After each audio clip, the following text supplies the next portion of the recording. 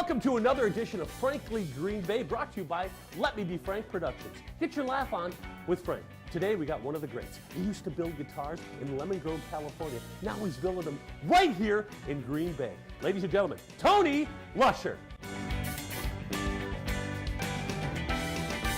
Welcome to Frankly Green Bay. Tony Lusher, how are you? Excellent. I said it right. You did. I did it right. Let's talk about way back. You come from California, came to Wisconsin, but let's talk about your experience with the Dream team.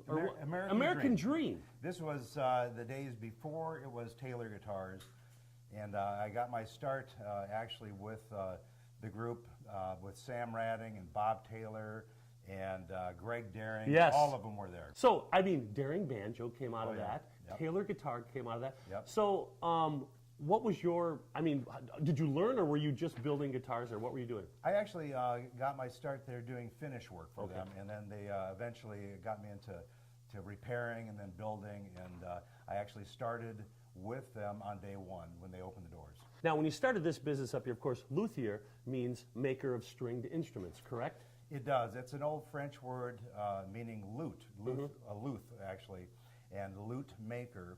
Not a lot of lutes these days.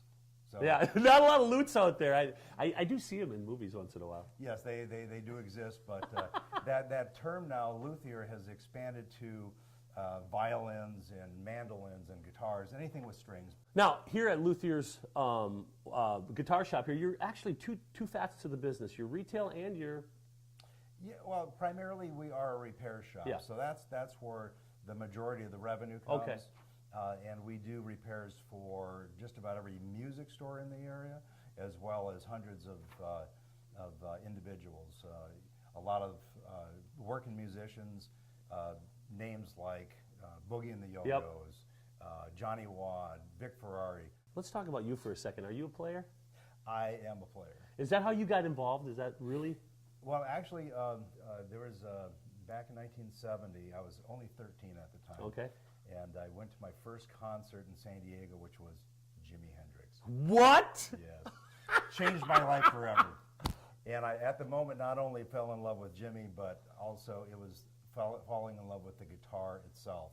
And so, it didn't take me long from, learning to play guitar to, it shifted for me in a big way. Well, it's an appreciation of guitars. As we look in is. your shop, you have many guitars that are vintage. Let's talk about some of those vintage guitars. And what is it like working on a 1935 Martin? Or, I mean, what do you do? Sweat. Because they're worth thousands of dollars. We have had guitars in here from $60,000 to $100,000. Oh my God! And of course, we have guitars that are $100 as well. But over the years, I mean, there's a passion. There's just love for these old things. Now, let's talk about your shop here, where it's located, how people can get a hold of you, and your website. So, luthiersworkshop.com. We have a basic website, more informational.